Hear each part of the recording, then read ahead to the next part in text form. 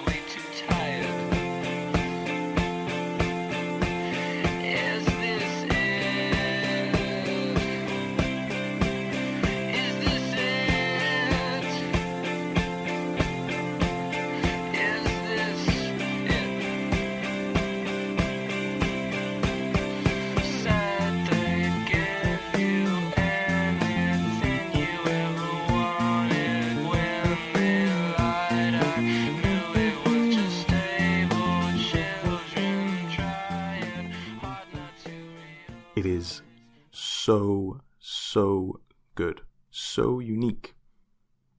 Musically, there are lots of interesting aspects to it. Nikolai Frature's bass playing, when the second verse comes in, I'm sure you really heard that, is so good. It's very melodic as opposed to harmonic. And what I mean by that is that he picks out individual notes rather than following the chord progression, which is implied by the guitar riff. Speaking of guitar parts, I'm sure you also noticed the dual guitar, which is a key feature of the Strokes' music. There are two guitarists, Albert Hammond Jr. and Nick Valenci, and they are like lock and key, pen and paper, whatever you want to say. They complement each other brilliantly. Julian Casablancas, as I mentioned, is the frontman. He is the one singing. I read in Rolling Stone magazine that it sounds like Julian Casablancas is singing to you through a payphone, and while I'm a little bit too young to remember that personally, I can imagine that this is how it would sound. So we have a really unique and interesting piece of music here, and the album continues in this way. Thinking about Is This It as a piece of music, as an overall album, the lyrical content and themes are very frank, they're very honest, in a similar way to someone such as Lou Reed, who is a very influential artist who Julian Casablancas and the Strokes were very much inspired by. Many of the themes in this album are not exactly PG. There is a song called Barely Legal, for example, which means exactly what you think it means. The album cover matches this. It's quite erotic, shall we say. Have a look at it if you don't know what it looks like.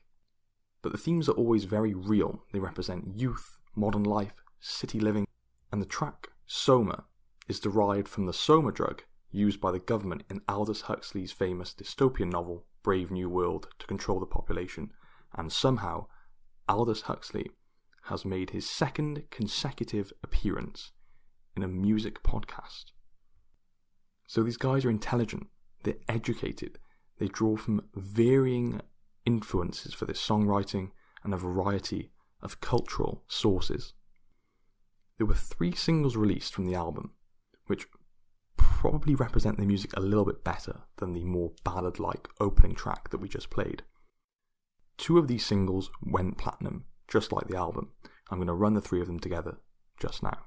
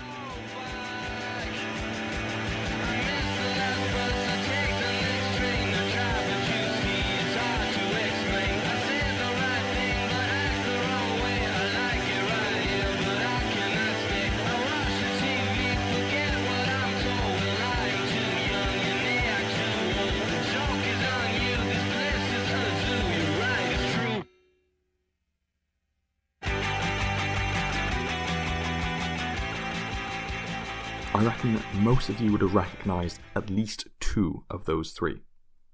Maybe you recognised all 3, maybe 1, maybe none. But I hope you enjoyed them all. That was Someday, Last Night, and Hard to Explain, respectively. But I don't want to focus too much on the music in this episode. We have covered some key musical aspects in the first song, and do try and keep some of those in mind, but we're looking just to get a feel for them before we dive into their influence on the artists that came after them. That's what I really want to focus on. I've mentioned Arctic Monkeys twice already, so we'll begin with a song by Arctic Monkeys. Initially, I'm not going to say, listen to this, listen to that, this aspect, this guitar playing, etc. I'm just going to play their song, Fluorescent Adolescent, which you definitely know, and see if you can now hear some of the similarities between the Strokes and Arctic Monkeys, having already listened to some of the Strokes' music.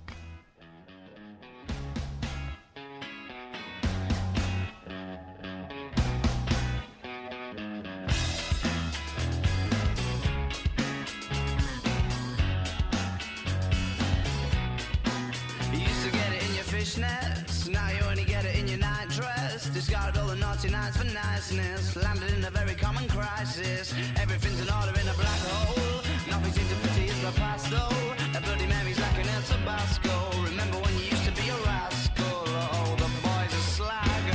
The best you ever had. The best you ever had is just... So I'm sure you could really hear the influence there.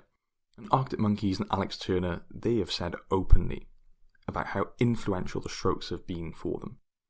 Alex Turner's vocals have that rasp, that style, like he's not quite singing into a normal mic or at the right distance, or typical distance perhaps, quite similar to Casablanca's style. You also have those dual guitars, going back and forth. So that's another aspect there that is similar. And this is not to say that the Strokes invented any of these things. It was the way they put them together that was unique. And it is that which is influential on Arctic Monkeys here. The song is about a woman who is unsatisfied with her very real life, with some not always subtle sexual implications, which is also kind of a Strokesy thing, as we discussed. Okay, so we're going to look at 3 songs in total. So we've done one, now we're on to number 2, and it's Can't Stand Me Now by the Libertines. The song was released in 2003, and the Libertines would certainly have been listening to Is This It around that time.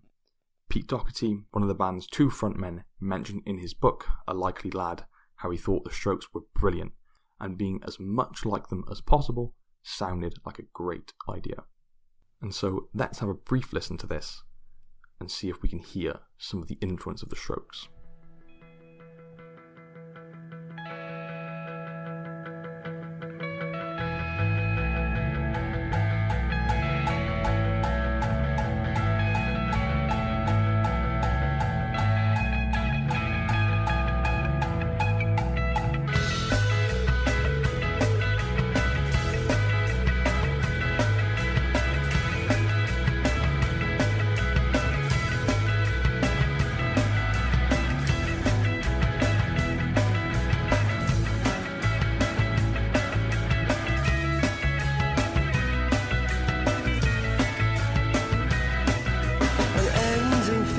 For the start, you twisting tore our love apart. Your light fingers through the dark, shattered the lamp into darkness. It cast us all. No, you've got it the wrong way round. Just shut me up and blamed it on the ground. Cornered the boy, kicked out of the world kicked back. And not fucking hard at all. If you wanna try, there's no way. I really love that song. I really love the Libertines. They're a fantastic band. But in terms of the Strokes stuff, we've got those dual guitars again. We've got a high tempo. We've got a major key.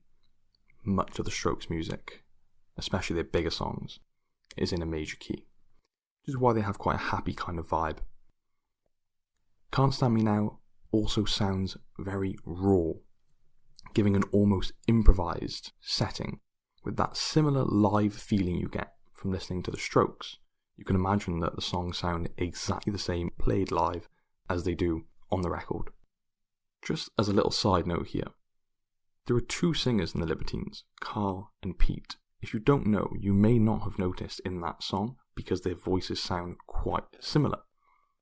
But they're actually speaking to each other, and the song was written about their own breakdown in relationship as Pete fell into excessive drug use, and the person they can't stand is each other.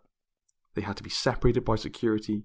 Pete even broke into Carl's flat, and a host of other issues and problems that plagued them.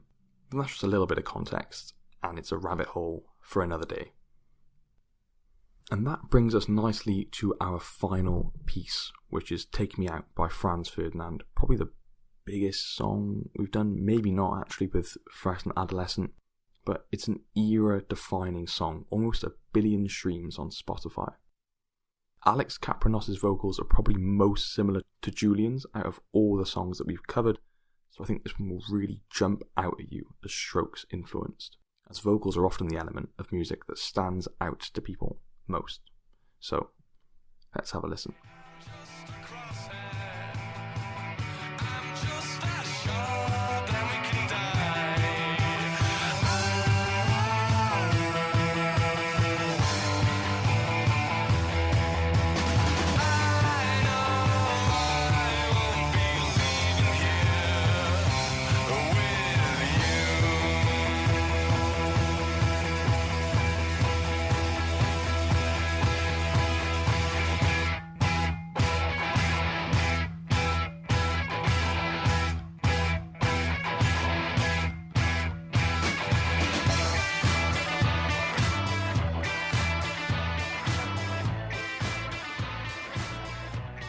So how much can you hear the Strokes in that? Probably a lot. It's those same traits once more. The dual guitars, the colourful bass playing, that strange recording style with the vocals. It's honest, it's personal, it's intimate, and it has a bit of a gritty kind of atmosphere to it as well. Let me make clear that I'm not suggesting that all these musical features were invented by the Strokes, nor am I suggesting that for these artists we're talking about, the Strokes were their sole influence. Neither of those things are true. But there's no question that the Strokes really left their mark on a lot of the music that came after them. And we've only covered 3 songs by 3 artists. You can't even begin to imagine how many smaller, less popular artists are out there, heavily influenced by the Strokes, who are relatively unknown. I also have a brief anecdote that I think somewhat represents their influence in a very small way. In 2017, I went for an open day at the University of Bristol. There were many thousands of people there, and in one of the rooms there was a big whiteboard, and there was a question on the board about people who you look up to, who are influential, that kind of vibe. And you had all the classics on there. MLK, Mandela, Mother Teresa, and someone had written Julian Casablancas on the board. That's how you know you're part of the culture. That's how you know you're iconic. It's a small thing, but I think it is a little bit telling. So the question you might be asking, if you're not aware, is where did the Strokes go from here, from Is This It, given how influential and popular it was? Often in these kinds of situations, artists are caught between a rock and a hard place. You change, it doesn't work. People say, why change? You don't change. People say, well, why don't you grow? Why don't you experiment more? Their following albums kind of experimented, kind of didn't. Either way, they never quite reached the heights of Is This It again. Does that mean that their other albums are not worth listening to? Definitely not. If you like Is This It, you will like the rest of their albums. They are brilliant, and they are 5 absolutely incredible musicians. And although it is generally agreed that they never quite got back to the heights of Is This It, most artists will never reach that kind of height in the first place. So we can forgive them for never returning to their musical peak, as it is an area of such incredible quality that the vast majority of artists never even get there in the first place, let alone stay there album after album. The bottom line then is that the Strokes are an incredibly influential artist, one of the most important artists in the history of music, particularly in rock music. They are era-defining, musically and culturally. There are even stories of men buying women's jeans in the early 2000s because there was a lack of availability of skinny men's jeans because everyone wanted to wear them to look like the Strokes. When Alex Turner said he just wanted to be one of the Strokes, he did not just speak for himself, but for millions of people who felt and still feel exactly the same way.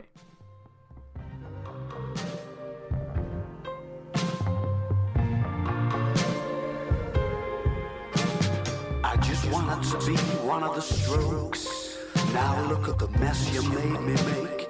Hitchhiking with a monogrammed suitcase, miles away from any half-useful imaginary highway. I'm a big name in deep space. Ask your mates.